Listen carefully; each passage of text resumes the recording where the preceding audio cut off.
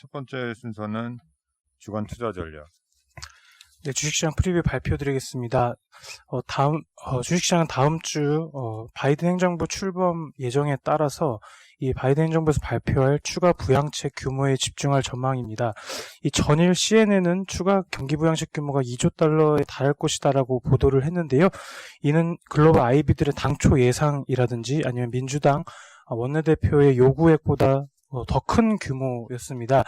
해당 보도가 한국시장 장중에 나왔었는데 보도 직후에 우리나라 및 아시아 주요국 주식시장의 낙폭이 축소되거나 다른 국가들은 상승폭을 키우는 등 주식시장에 긍정적으로 작용을 했습니다. 이 미 국채금리도 장기금리 위주로 상승을 전일 장중에 했는데요.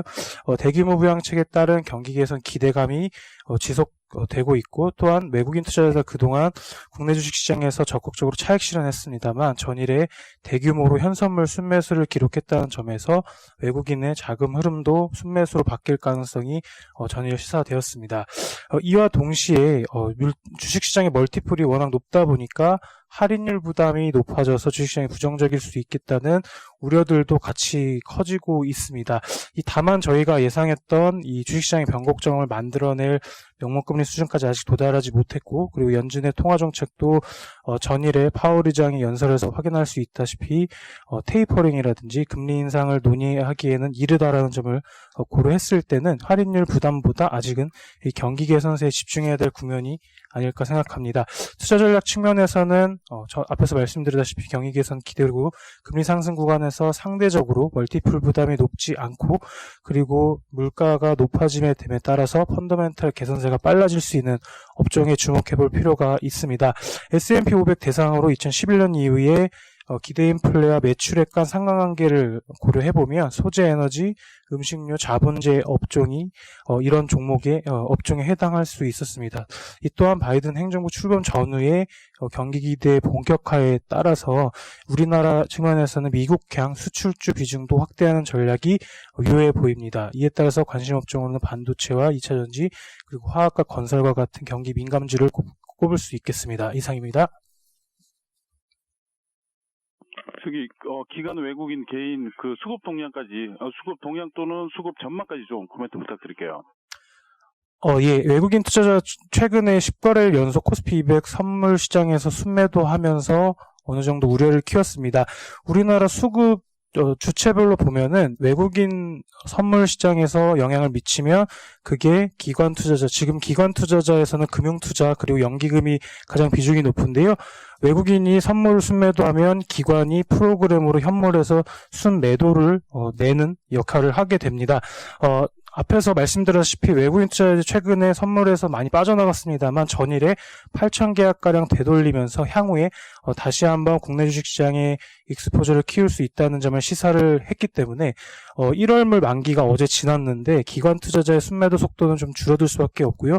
다만 기관에서 연기금 같은 경우는 올해 국내 주식의 목표 비중을 따라가기 위해서는 큰 규모의 순매도를 할 가능성이 굉장히 현재 높아져 있는 상황입니다. 기계적으로 계산해보면 올해 연내 20조 원 이상 순매도가 나올 수밖에 없는 상황인데 연기금의 거래대금 내 비중이 낮아졌기 때문에 그렇게 크게 국내 주식시장의 비중을 국내 주식시장의 상승 흐름을 좀 저해야 할 수준은 아니다라고 생각을 하고 있습니다. 이 개인 투자자 같은 경우는 최근에 예탁잔고 70조 원을 넘어서기 시작했고 신용잔고나 이런 것들도 거의 최고점을 기록을 계속 경신을 하고 있는 상황인데, 당장 이 개인 투자자의 순매수 흐름이 뒤바뀔 만한 것을 그런 근거들을 아직 발견하지 못하고 있기 때문에 전반적인 상황은 개인 투자자의 순매수가 계속 이어질 것 같고, 외국인들이 돌아서게 된다면 기관의 순매도 속도도 줄어들 것이다. 이 정도로 요약할 수 있습니다.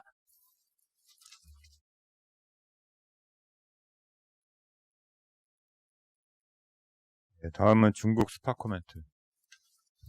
12월 중국 수출 지표에 대해서 말씀드리겠습니다. 12월 중국 수출은 전년 대비 18% 증가하며 예상치를 상회했습니다.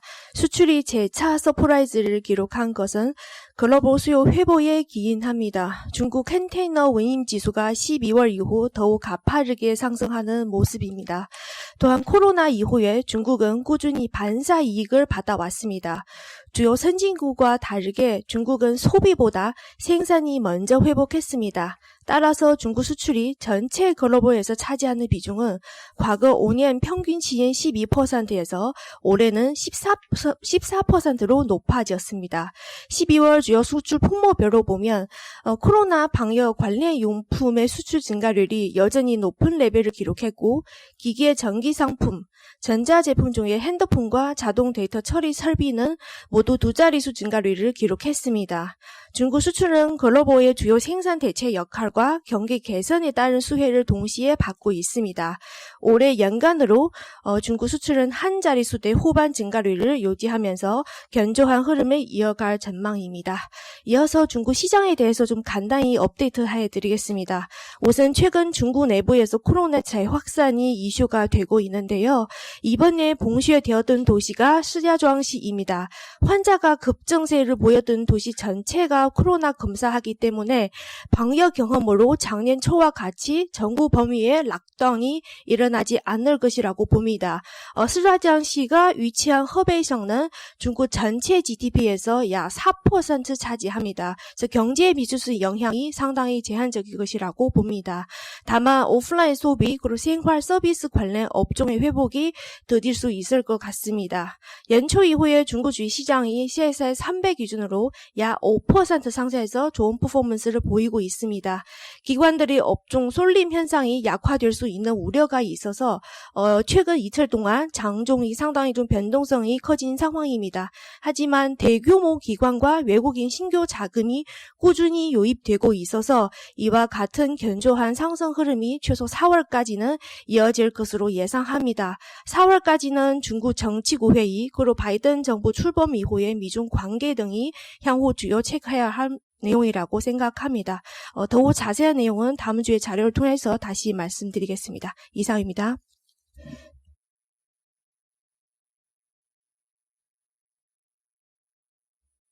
예, 다음은 산업기업 분석으로 넘어가겠습니다. 첫 번째는 반도체 먼저 말씀드리겠습니다.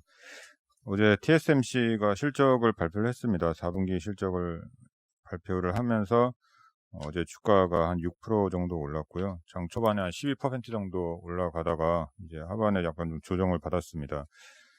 일단 영업이익이 전년 대비해서 한 27% 정도 증가했고 컨센서스를 좀 많이 상회를 했습니다. 실적도 괜찮았지만 발표에서 이제 가장 눈에 띈 대목이 2021년 캐펙스 계획이고요.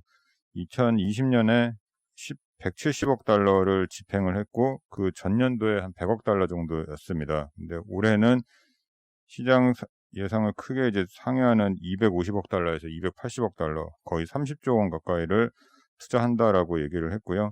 시장 컨센서스가 200억 달러였고 저희는 한 220억 달러로 말씀드렸는데 이거보다도 훨씬 더 뛰어넘는 거의 서프라이즈 수준으로 얘기가 나왔습니다. 회사가 이제 컨퍼런스 콜에서 얘기한 게 투자 증가가 5나노 이하의 최신 공정 그 난이도가 너무 어렵기 때문에 돈이 좀 많이 들어간다 이렇게 얘기를 했고 대당 이제 2천억이 넘어가는 EUV 장비 구매량을 늘리는데 돈을 많이 쓰겠다 이렇게 얘기를 했습니다. TSMC의 경쟁사 이제 한국의 삼성전자도 올해 비메모리 관련된 투자를 저희는 12조 원 정도로 보고 있고요. 작년에 6조 원 했으니까 거의 2배 가까이 증가가 됩니다. 최근에 파운드리 쪽에 시장도 상당히 좋고 업계 이제 투자 경쟁이 좀 많이 가속화되면서 글로벌 장비 업체들한테 수혜가 가능하다라고 보고 있고요. 관련 업체로 해외에 EUV를 만드는 ASML 그리고 어플라이드 머티리얼즈 그리고 일본의 레이저텍 그리고 국내에 이제 비메모리 관련된 장비 업체인 한미반도체 이런 회사들이 있습니다. TSMC가 시장 전망에 대해서 올해 그리고 내년 장기 성장률을 기존에는 5%에서 10% 정도로 얘기를 했었는데 이거를 10%에서 15% 정도로 상향을 시켰습니다. 가장 크게 성장하는 분야가 HPC, 그러니까 머신러닝처럼 컴퓨팅 자원을 많이 소모하는 이제 어플리케이션 이쪽으로 얘기를 했고요. 최근에 관련해서 데이터 센터 투자도 늘어나고 있고 PC 판매도 최근 10년간 최대 규모로 증가하고 있습니다. 그리고 1월 21일로 예상을 하고 있는데 인텔의 외주 생산 발표 관련된 발표가 있을 것도 파운드리 업종에 전반적으로 긍정적이다 이렇게 보고 있습니다. 이상입니다. 저기 질문 좀 드리겠습니다. 네. 그 TSMC가 이렇게 좀 크게 이렇게 투자하기로 발표를 하면 기존 삼성전자 저희가 12조 정도 예상하고 있었잖아요. 이 부분 좀 더 올라갈 수도 있는 건가요? 작년 대비해서 삼성전자가 작년 6조인데 올해 12조니까 상당히 크게 늘어난다라고 보고 있고요. 일단 12조라는 숫자는 삼성전자가 공식적으로 발표한 숫자가 아니고 저희의 예상입니다. 근데 TSMC가 이렇게 치고 나가니까 삼성전자 캐치업하는 입장에서 더 올라갈 수도 있다 이렇게 생각하고 있습니다.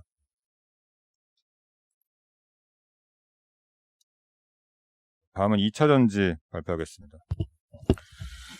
예, 2차전지 산업 투자기업 압축이 필요하다라고 생각이 됩니다. 결론부터 말씀을 드리면 4분기 실적 체크해 보면 배터리 업종 성장 추세는 이제 지속되는 것으로 이제 전망을 합니다. 다만 이제 셀과 소재의 이제 성장률이 엇갈릴 것으로 지금 보이고 있고요. 셀 업체들이 업종 성장을 주도한 것으로 보이고 소재 업체들은 메탈 가격 상승, 그리고 운송 차질, 운송 비용 증가 등이 실적에 부정적으로 작용된 것으로 이제 보입니다. 그럼에도 불구하고 업체들의 주가 현실은 이제 달랐고 현 시점에서 실적과 밸류에이션 모두 상승 조건이 충족하는 기업들 중심으로 압축할 필요가 있다라고 봅니다. 최선호주로는 삼성 SDI, 에코프로 BM, 첨보 이렇게 말씀드리고 일진 머트리얼스와 이제 솔루스 첨단 소재는 투자 의견을 이제 홀드로 하향을 합니다.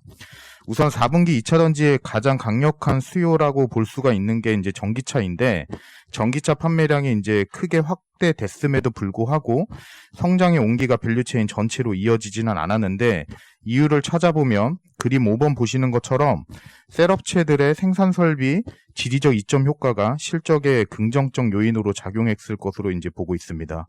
그래서 SDI, LG 모두 전기차 생산 공장과 지리적으로 가까운 지역에 생산 공장을 구축을 했고 특히 이번 운송 차질과 관련된 문제가 이제 부각되었을 때 순조로운 공급이 가능했다라고 이제 판단이 되고 2차 전지는 일반적으로 에어시핑을 이제 지향을 하고 선박 운송을 이제 더 선호를 하는데 운송 관련 리스크를 이제 피했다라고 저희는 판단을 합니다. 다만 소재 업체들은 두 가지 실적 부담 요인, 그러니까 메탈 가격 상승과 운송 이슈 두 가지가 실적에 이제 부담 요인으로 작용했을 것으로 보고 있는데 우선 메탈 가격 상승이 원가 부담으로 이어졌을 것이고요. 그림 6번 보시는 것처럼 한국 양극재 업체들은 하이니켈 양극재를 주로 생산을 하는데 이 코스트에서 니켈 비중이 30%에 이릅니다. 따라서 그림 7번 보시는 것처럼 니켈 가격 상승이 판가 반영에 최소 한 달 정도 소요되기 때문에 단기 원가 부담으로 이어졌을 것이고요. 전지박 기업들도 동일합니다. 구리 가격이 코스트에서 절반을 넘게 차지하기 때문에 구리 가격 상승이 원가 상승 요인으로 작용했을 것으로 이제 보고 있습니다. 그리고 컨테이너 운임 지수 SCFI라고 하는 지수는 강세가 이제 지속되고 있는데 한국 2차전지 소재 업체들은 대부분 공장이 국내에 있고 셀업체들과의 이제 공장과 거리가 있어서 수출에 따른 운반비 증가, 비용 상승으로 이어졌을 것으로 이제 보고 있습니다. 다만 이제 성장 가치성이 이제 높은 업체들 같은 경우는 소재 업체 중에 메탈 가격이 이제 판가에 반영되는 시점이 짧고 운반 비용이 늘어나도 규모가 크지 않아서 수익성 훼손에 미치는 영향이 크지 않은 기업들로 이제 보고 있고요. 그래서 성장 가능성이 높은 업체들의 장기 성장성은 여전히 훌륭하다라고 이제 보고 있습니다. 올해 잠깐 이제 한국 2차전지 업체들의 그 전기차용 배터리 수요량에 대해서 간단하게 이제 말씀을 드리겠습니다. 그림 13번 보시는 것처럼 폭스바겐, 현대차, GM, 테슬라 요 4개 회사만 이제 필요하는 올해 이제 배터리 수요는 501기가 정도로 전년 대비 82% 정도 증가할 것으로 저희 추정을 하고 있습니다. 여기서 국내 2차전지 업체들이 공급할 물량이 123기가 정도 되기 때문에 전년 대비해서 올해가 140% 정도 이제 증가할 것으로 전망하고 있고 그 안에서 이제 우리나라 업체들의 점유율 자체가 압도적이기 때문에 그림 15번부터 17번까지 보시는 것처럼 한국 업체들의 이제 점유율 전망인데 폭스바겐은 저희가 공급하는 물량 67%, 현대차는 EGMP 2차 공급분까지 이제 포함하면 77%고요. 테슬라는 LG가 40% 정도 수준이기 때문에 지금 배터리 성장성에 대해서는 여전히 높다라고 이제 보고 있습니다. 업체별로 간단히 투자 포인트만 말씀드리겠습니다. SDI는 목표 주가 97만 원으로 상향을 하고요. 4분기 실적 예상대로 성장 추세 이어질 것으로 전망을 합니다. 전기차용 전지 4분기에 흑자 전환 시작이 되고요. ESS용 전지는 미국 전력용 ESS 수요 급증으로 이익 개선폭이 클 것으로 이제 보고 있습니다. 에코프로비엠은 목표 주가 25만 원으로 상향을 합니다. 4분기 실적은 잠정으로 발표를 했는데 시장 기대치를 이제 하회를 했습니다. 이유는 이제 앞서 말씀드린 메탈 가격 관련 문제, 운송 이슈 때문인데 큰 의미 부여할 이유는 없다라고 이제 보고 있고요. 왜냐하면 메탈 가격은 1분기 판가에 즉각 반영이 되고 운반비 같은 경우는 뭐 올해 이제 100억 정도로 이제 증가할 것으로 추정을 하는데 수익성에 미친 영향 제한적 규모라고 판단하기 때문입니다. 올 상반기에 현대차 EGMP향 양극재 공급 본격화되고요. 하반기에 이제 BMW i 시리즈향 양극재 공급이 본격화되기 때문에 성장 모멘텀 연중 내내 있을 것으로 보고 있습니다. 첨보는 목표 주가 26만 원으로 상향을 합니다. 소재업체 중에 실적 부담 리스크가 가장 없는 업체인데 원료인 스타나 리튬은 가격이 하락을 해서 원재료 상승 리스크에서 자유롭고요. 운반비는 연간 1,000만 원 정도 수준이기 때문에 운반비 리스크에서도 이제 자유롭다라고 이제 보고 있기 때문입니다. 일진 머티리얼스는 홀드로 하향을 합니다. 실적과 밸류에이션 올려야 하는 이유는 이제 없기 때문이고요. 4분기는 컨센서스를 하회할 것인데 이유는 말레이시아 추가 증설 효과가 지연되는 것으로 보이기 때문입니다. 그리고 구리 가격 상승이 판가에 반영되는 게 최소 3달 이상 걸리는 걸로 보이기 때문이고요. 키 차트는 페이지 40페이지에 이제 그림 1번과 표 1번인데 특히 전지박 기술 경쟁력에 대한 의구심이 이제 계속 생깁니다. 표 1번 보시는 것처럼 전지박 1만 톤 기대 가능 매출이 분기 325억 정도 추정을 하는데 설비 정상화에 1년이 걸리는 걸로 이렇게 이제 보이고 있습니다. 그래서 보수적 투자 의견 이제 제시를 합니다. 마지막으로 솔루스 첨단 소재도 이제 홀드로 하향을 합니다. 그간 이제 주가 상승은 유럽 내 전지박 설비를 보유한 업체, 그래서 이제 유럽이 성장이 클 것이라는 이제 기대감 때문이었는데 작년 11월부터 유럽 헝가리 전지박 설비가 이제 가동이 시작되었는데 펀더멘탈로 훌륭하지 않은 것으로 이제 보이고 있고 그럴 수밖에 없을 것으로 저희 보입니다. 일진 머티리얼스라는 사업 경험치가 많은 기업도 수율 잡기에 이제 어려운데 경험치가 전무한 기업이 생산 수율이 높을 것으로 보기 어렵기 때문입니다. 그래서 솔루스 첨단 소재 같은 경우는 기업 가치 상승을 주도하는 전지박 사업의 이제 실제 사업 성과가 이제 확인되기 전까지는 보수적 시각으로 접근하는 게 저희는 합리적이다라고 이제 판단을 합니다. 이상입니다.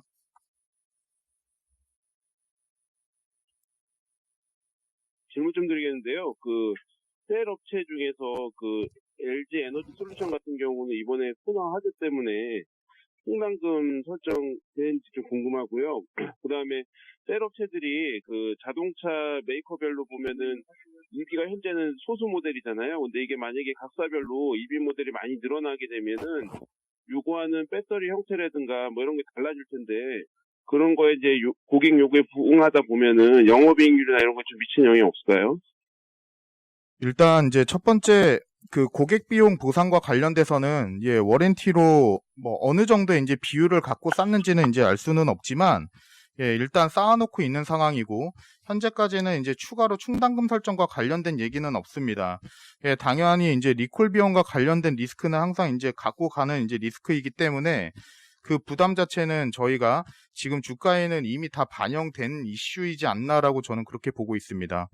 그 두 번째는 이게 초반 질문을 잘 못 들어가지고요. 한 번만 다시 간단하게만 말씀 부탁드리겠습니다. 차 메이커별로 보면은 EV가 지금 소수 모델이잖아요. 근데 이게 만약에 차 모델 수가 많이 늘어나게 되면은 뭐 파우치형이든지 원통형이든지 그 모델별로 배터리 형태가 다 달라지게 되면은 이게 어쨌든 간에 고객 요구에 부응하다 보면은 이제 영업이익률에 좀 로스가 생길 것 같은데 이런 부분 좀 없는지 해서 궁금합니다. 일단 스탠다드라고 하는 것들은 제가 봤을 때는 없는 것 같습니다. 예전에는 뭐 각형이 대세다, 뭐 파우치가 대세가 될 것 같다, 원통형이 대세가 될 것 같다 이런 전망이 있었지만 실제로 지금 뚜껑을 열어보니까 스탠다드라는 거는 없는 것 같고요.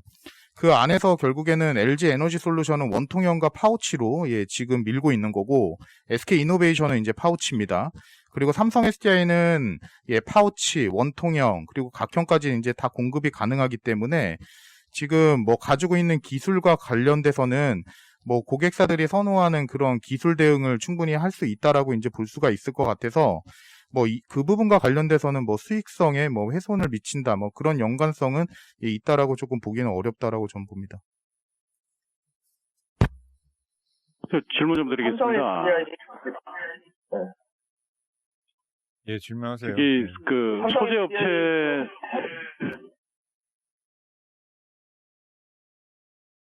조영익 부장님 먼저 질문하시죠. 그 소재업체 입장에서 그 셀업체들이 해외 공장에 뭐 적극적으로 진출하는 전략이나 뭐 이런 부분들은 고려를 하고 있지 않는지 좀 여쭤보고 싶고요. 그리고 뭐 비용 부담을 또 판가에 전이시키기는 지금 힘든 구조인지 뭐 이런 부분들도 좀 설명 좀 부탁드릴게요. 소재업체들 같은 경우는 셀업체 공장 옆으로 따라가는 게 이제 맞다라고 볼 수가 있을 것 같고요. 그래서 이제 작년 실적에서 뭐 여러 번 확인되는 내용 중에 하나가 결국에는 운반비와 관련된 얘기입니다. 그래서 이제 솔루스 첨단 소재라는 기업 자체가 프리미엄을 이제 받았었던 이유가 유럽의 이제 유일한 전지박 설비를 이제 보유한 업체였기 때문인데 실제로 이제는 펀더멘탈과 관련돼서 저희가 봐야 된다라는 입장인 거고요. 추가로 이제 에코프로 비행 같은 회사, 이 회사도 이제 유럽 법인이 이제 설립이 이제 됩니다. 따라서 이제 다수의 이제 셀업체들의 소재 공급망도 해외 쪽에 지금 법인 자체가 이제 설립이 되는 그림들이 이제 많이 포착이 되기 때문에 같이 가주는 그림 자체가 지금은 맞는 전략이다라고 이제 볼 수가 있을 것 같고요. 그 다음에 이제 그러니까 고객사와 소재업체 간 셀업체와 소재업체 간의 이제 판가 계약과 관련된 구체적인 내용은 알 수가 없습니다. 그래서 이제 과거 실적 자체를 이제 트래킹을 하면서 이제 봐야 되는데, 판가가 이제 즉각적으로 이제 반영이 되는 이제 기업들도 있고 아닌 업체들도 있는데, 그 안에서 이제 원재료 가격 상승이 판가 반영 소요 시간이 짧은 기업들 같은 경우는 저희는 더 지금 측면에서는 성장률이 더 유리하다라고 이제 놓고 보고 있고요. 그렇지 않은 기업들 같은 경우는 성장률은 충분히 조금 더딜 가능성은 있다라고 이제 봅니다. 그 삼성 SDI 이번 보고서 보시면 좋게 보셨는데 좀 더 긍정도 더 좋게 보시는 것 같거든요. 그래서 이게 헝가리의 공장 증설 관련 효과하고 혹시 추가적으로 해외 이제 증설 이런 것들 가능성이 어느 정도 있는지 좀 comment 부탁드려요. 그러니까 SDI의 이제 추가적인 투자 포인트는 앞서 이제 언급 드린 대로 원통형 전지, 파우치 전지, 각형, 그리고 전고체 전지까지 이제 산업 성장을 가장 광범위하게 이제 반영할 수 있는 사업 구조로 이제 보유했기 때문이라고 이제 볼 수가 있을 것 같고요. 2차 전지 업사이클 국면에서는 매력이 높은 업체로 이제 판단이 됩니다. 유럽에서는 이제 헝가리 공장이 지금 가동이 이제 진행되고 있고요. 가장 이제 투자 집중이 쏠리는 지금 지역이다라고 이제 볼 수가 있을 것 같습니다. 추가 증설과 관련돼서는 일단 회사 측의 지금 투자 스탠스 자체는 보수적입니다. 보수적인데 지금 가동률 자체가 이제 90%가 넘는 것으로 저희는 추정을 하고 있어서 과연 이런 높은 가동률이 계속 유지가 되려면 결국에는 이 업체가 분명히 뭐 공급은 이제 더 많아지는 상황이기 때문에 이 높은 가동률을 계속 유지를 시키려면 제가 봤을 때는 뭐 지금 여기서 이제 투자 자체가 더 일어나야 되지 않나 저는 그렇게 보고 있습니다. SDI가 얘기하시는 대로 좀 투자 증설에 보수적인 스탠스를 많이 보인다는 얘기를 많이 하거든요. 그리고 어떤 분들은 뭐 하반기 때는 증설 계획이 좀 나와야 된다 뭐 이렇게 얘기하시는데 그게 꼭 하반기에 좀 필요할까요?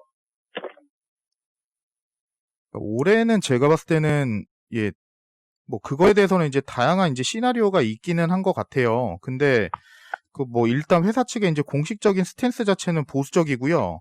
뭐 당연히 이제 캐시 측면에서는 이제 부족하다 보니까 여기서 이제 투자를 더 하려면 이제 어떤 이제 자원 자금 마련이 이제 필요한가 그런 거에 대한 이제 조금 배경부터가 조금 받쳐줘야 되지 않나라고 이제 보고 있습니다. 다만 지금 가지고 있는 캐파 가지고는 이 업체가 받아놓은 수주 자체는 전부 다 대응하기는 힘들다라고 이제 저는 보고 있습니다. 예, 다음 순서는 연결해서 핸드셋이랑 MC넥스 발표해 주세요. 예, 일단 갤럭시 S21 시리즈 이제 언팩이 좀 됐습니다. 그래서 지금 전작 대비해서 한 달 정도 좀 빠르게 공개가 됐고요. 가격은 전반적으로 한 20만 원 정도 저렴한 수준입니다. 일단 판매가 먼저 되는 부분도 있고, 작년 같은 경우는 판매 당시에 이제 코로나 영향이 좀 심각했기 때문에 타격을 사실 많이 받았는데, 일단 올해는 그거보다는 좀 덜할 거라고 생각을 해서 판매가 소폭 좀 개선될 거라고 보고 있고요. 다만 이제 뭐 과거처럼 3,500만 대, 4,000만 대 수준은 어렵다고 예상하고, 2,000만 대 후반 정도 일단 저희는 예상을 하고 있습니다. CES 같은 경우도 지금 이제 거의 폐막 이제 관계로 가고 있는데, 저희 쪽에서는 롤러블 스마트폰이 지금 주요 이슈고요.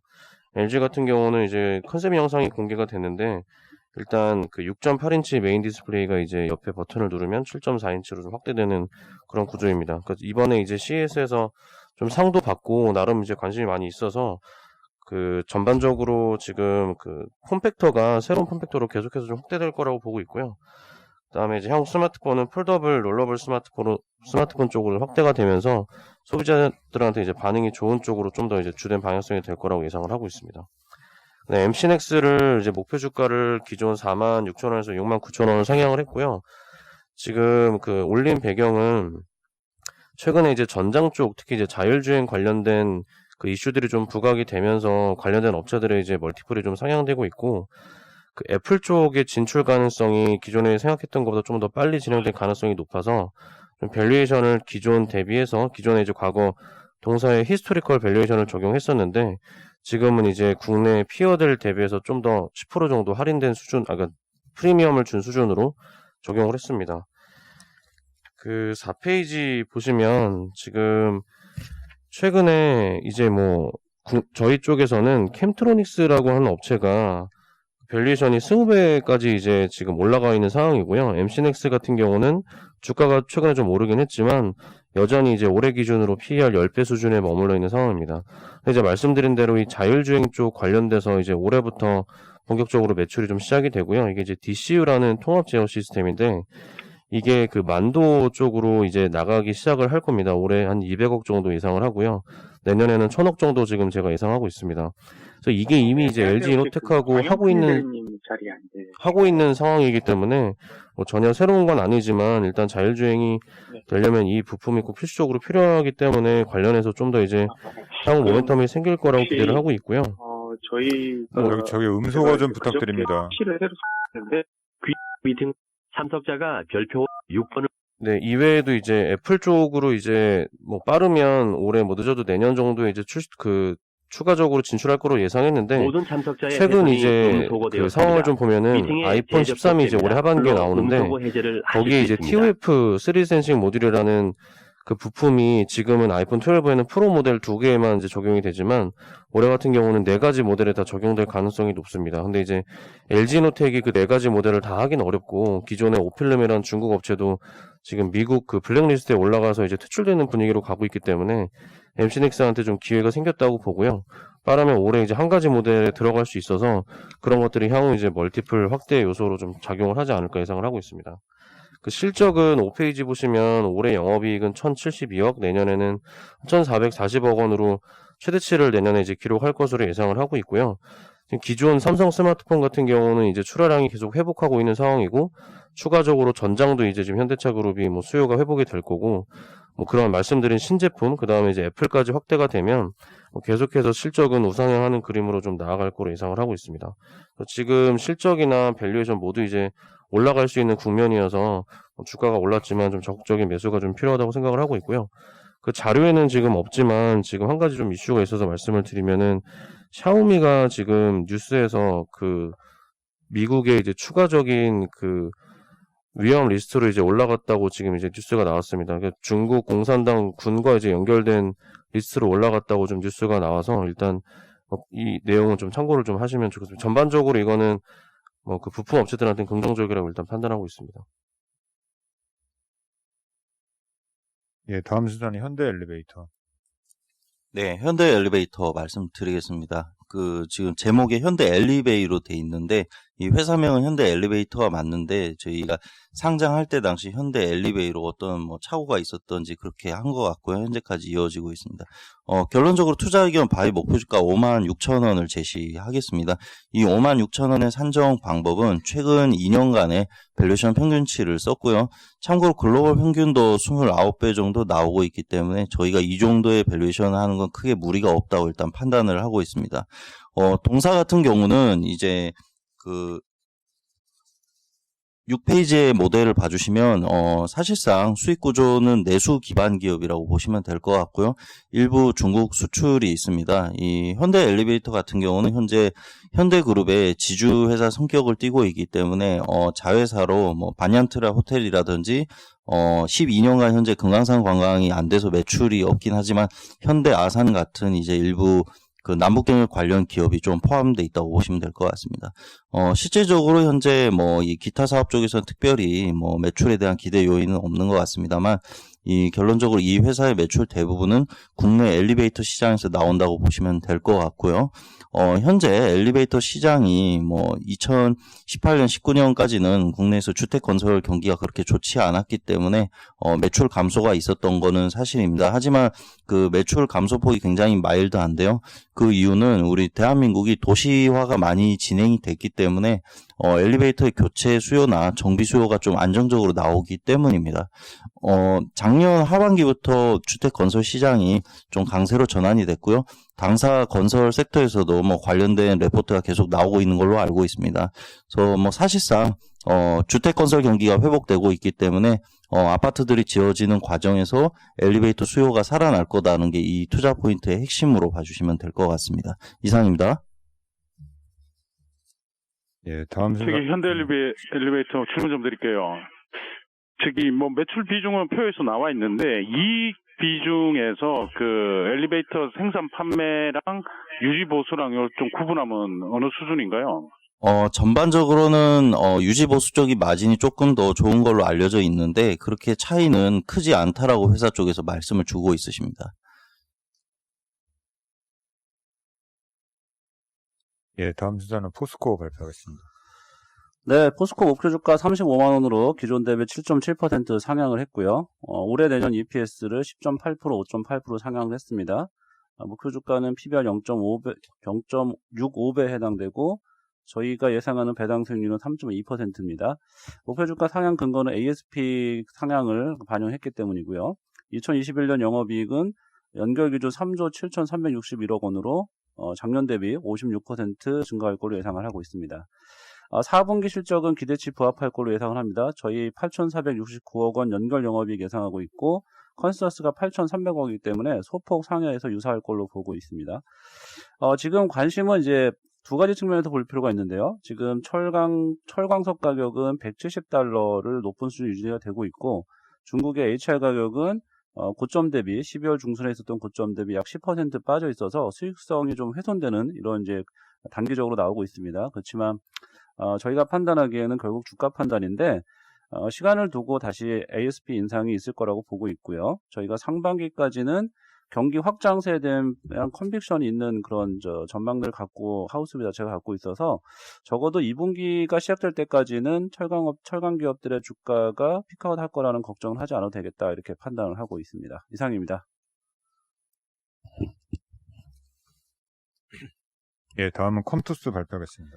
네, 컴투스 말씀드리겠습니다. 저희 목표 주가를 기존에 16만 5천에서 21만 원으로 상향하고요. 일단 서머너주어라는 이제 한 7년 차에 이제 접어드는 게임 자체는 매출은 이제 오래된 게임이다 보니까 우하향을 보이고 있지만 여전히 건재하게 매출이 나오고 있는 상황입니다. 여기에 이제 기대작이라고 불리우는 이제 서머너주어 100년 전쟁의 출시가 빠르면 3월, 조금 늦어지면 4월 정도에는 출시를 할 것으로 저희는 판단하고 있고요. 이러면서 이제 본격적으로 좀 신작 모멘텀을 받을 수 있는 시기다라고 저희는 판단하고 있습니다. 이 회사가 일단 지난 7년 동안 말씀드린 서머너주어 말고는 크게 성공한 게임이 거의 없었어요. 그래서 매출 비중도 거의 80%가 넘는 상황이고 이익 비중은 뭐 그거보다 훨씬 더 높은 상황인데 그런 이유로 인해서 밸류에이션이랑 주가가 항상 좀 디스카운트를 받아왔었습니다. 이번에 이제 서머너즈워 100년 전쟁은 이 서머너즈워의 약간 후속작 개념 정도로 보시면 될 것 같은데 이 이제 새로운 그 신작이지만 어쨌든 서머너즈워의 IP를 활용을 했다라는 점에서 글로벌 시장에서의 성과나 이런 것들은 좀 기대할 만하다라고 저희는 보고 있습니다. 11월 말에 CBT를 했는데 당시에 반응이 괜찮았어서 이런 부분들이 조금 더 작용하고 있는 게 아닌가 싶습니다. 최근에 주가가 조금 올랐는데요. 그럼에도 불구하고 밸류에이션 14.6배 정도 수준이어서 NC소프트 20배나 펄어비스 23배에 비해서 좀 낮은 편입니다. 이 위에도 이제 서머너즈워 크로니클이랑 워킹데드 IP 활용한 신작 게임 그리고 그 야구 시뮬레이션 게임이 OOTP 베이스볼 이런 게임들도 좀 하반기에 예정이 되어 있어서 좀 신작 모멘텀 좀 임박했다라고 저희 판단하고 있습니다. 이상입니다. 예, 다음은 LS 두산 한화 발표하겠습니다. 예, 전일에 이어서 지주회사 프리뷰 선호 순서대로 좀 말씀드리겠습니다. 오늘 LS, 한화, 두산이고요. LS는 매수 의견 유지하고 93,000원으로 목표 주가 상향 조정했습니다. 투자 포인트 두 가지 유효한데요. 동가격하고 LS 전선 실적 모멘텀입니다. 동가격은 6페이지 차트에서 보여드리고 있는데 이제 8,000불, 톤당 8,000불 시대가 됐습니다. 2012년 이후의 최대 가격이고 주가하고 상관관계가 상당히 높은데 아직 주가는 그 수준까지는 올라가지는 못한 상황이고요. LS전선 당연히 동가격 상승의 수혜를 받는데 여기 덧붙여서 초고압선 해적 케이블 수주가 계속 강세를 보이고 있습니다. 지난 4분기에도 한전의 제주 해적 케이블 그리고 덴마크 오스테드 인천 풍력단지 우선 협상 공급 협건을 따내기도 했고요. 4분기 실적은 지난 동가격이 당연히 평균적으로 4분기에 전분기 대비 10% 올라간 부분 영향이 있고요. 또 지난 3분기에 LS 전선의 매출이 4분기로 이연된 부분이 있기 때문에 시장 컨센서스 많이 상회할 걸로 보고 있습니다. 밸류에이션은 저희 목표 할인율을 45%에서 40%로 축소를 했고요.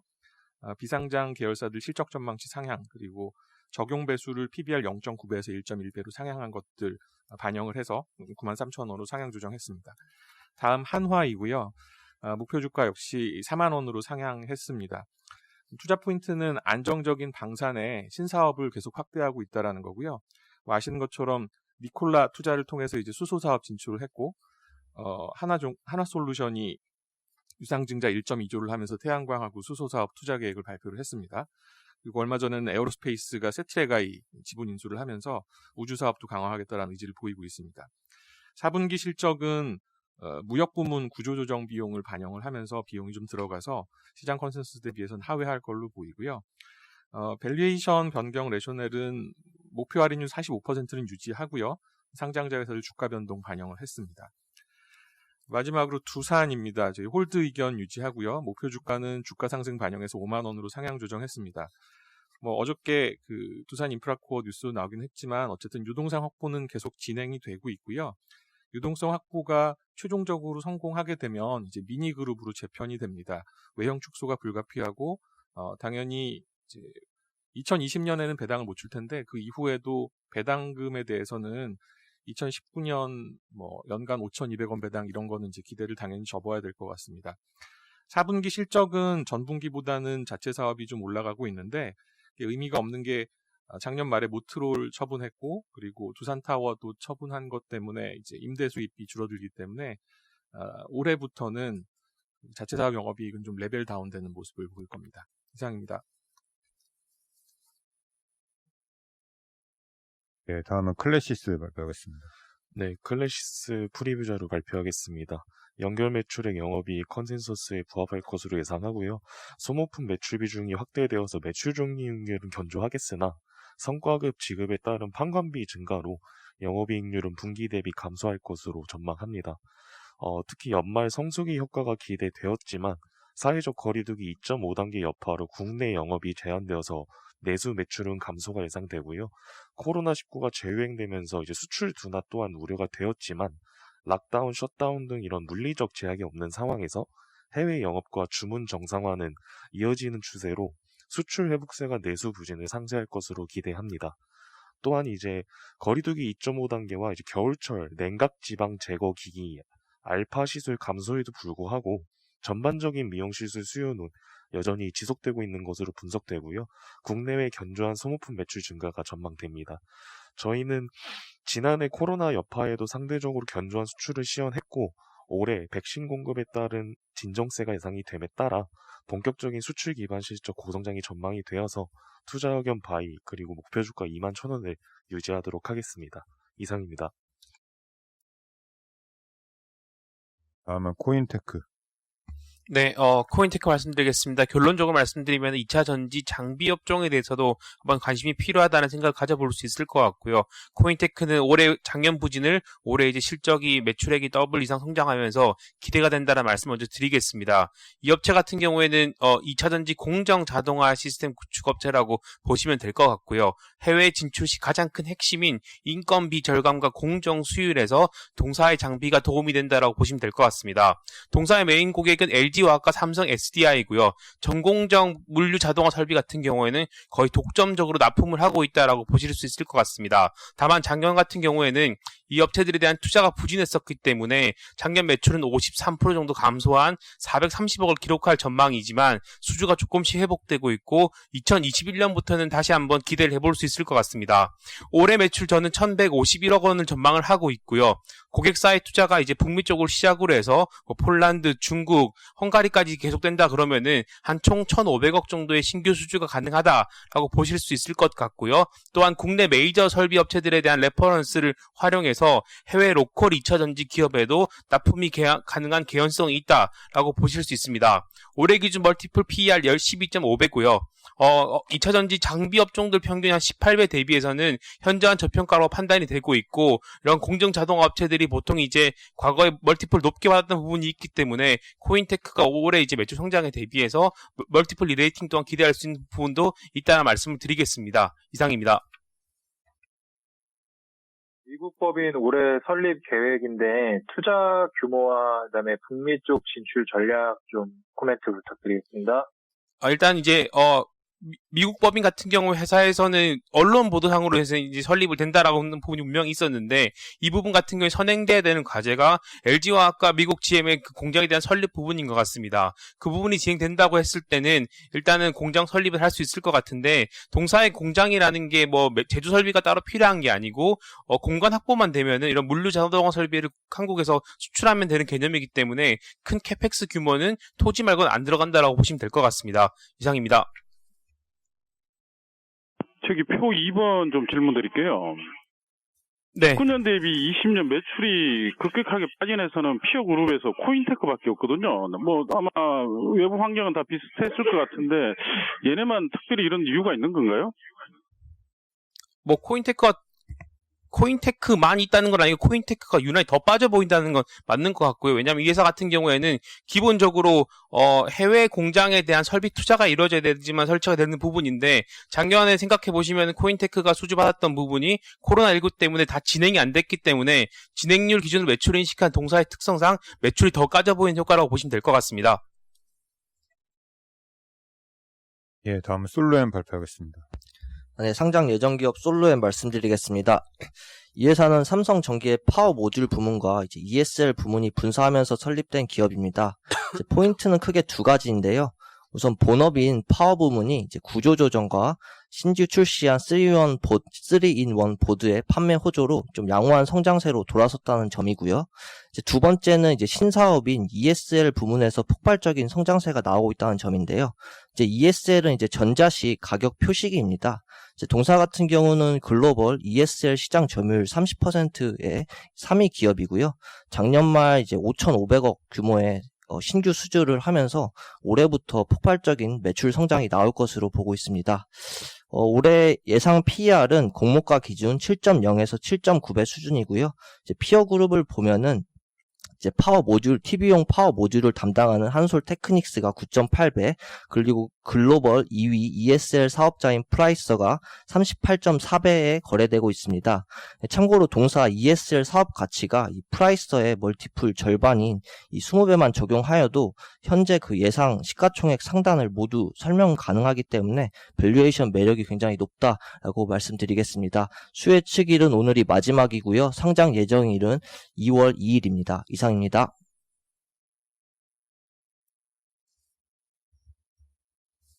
네, 다음은 해외 주식 중국 태양광 산업. 네, 2020년 중국 태양광 설치 규모와 수출 규모 모두 기대치를 상회할 전망입니다. 최근 로컬 업계의 집계에 따르면 12월 중국 설치 규모는 19.4기가와트에 달할 전망인데요. 따라서 2020년 중국 태양광 총 설치 규모는 45.3기가와트로 낮아진 시장 기대치 35기가와트를 큰 폭 상회할 것으로 추정됩니다. 참고로 특히 4분기 같은 경우는 중국 태양광 설치 규모가 전년 동기 대비 90% 증가한 26.6기가와트에 달할 것으로 추정됩니다. 코로나 사태임에도 불구하고 중국 태양광 모듈 수출 규모 또한 2020년에 전년 동기 대비 20% 이상 증가할 것으로 예상됩니다. 1분기는 태양광 업종의 계절적 비수기인데요. 그러나 2020년 경쟁 입찰 프로젝트 중 약 8기가와트가 2021년으로 이연되면서 올해 1분기 태양광 설치 규모가 전년 대비 급증할 것으로 보입니다. 태양광 수요가 급증하면서 지금 원자재 가격이 다시 상승세로 보이고 있는데요. 따라서 다운스트림으로 갈수록 수익성은 점차 약화되고 있습니다. 이에 수직 계열화를 완료한 기업 융기실리콘과 원자재 가격 상승에 따른 수혜가 기대되는 통위, 그리고 Q와 P 모두 상승 가능한 중국 1위 인버터 기업인 양광전원을 추천드립니다. 중국 기업들은 1월 말부터 본격적인 실적 발표 시즌에 진입하는데요. 허실적 발표와 함께 중국 태양광 관련 기업의 주가 랠리가 이어질 것으로 기대됩니다. 이상입니다. 4분기에 그 설치량이 좀 많이 늘어난 이유가 좀 뭔지 하고요. 네. 폴리실리콘 가격은 계속 강세인데 그 모듈 가격하고 좀 차이 나는 이유가 뭔가요? 네, 4분기 설치량 급증한 이유 먼저 말씀드리면은 중국에 이제 작년 6월 달에 경쟁 입찰 프로젝트를 발표했었는데요. 이 부분 같은 경우는 12월까지 설치를 완료해야만이 보조금을 다 받을 수가 있고요. 올해 1분기까지는 보조금이 줄어들기 때문에 12월 달에 남은 부분을 이제 다 같이 설치를 했다라고 보시면 될 것 같고요. 그리고 이제 그 태양광 같은 경우에는 이제 원가가 계속 하락하고 있는 추세입니다. 폴리실리콘 가격은 상승을 했지만 폴리실리콘을 제외한 나머지 기타 부분에서 이제 원가 절감이 계속 나타나고 있기 때문에 최근 모듈 가격은 계속 하락세를 이어가고 있다라고 보시면 될 것 같습니다. 예, 이상 준비된 자료 발표를 마치도록 하겠습니다.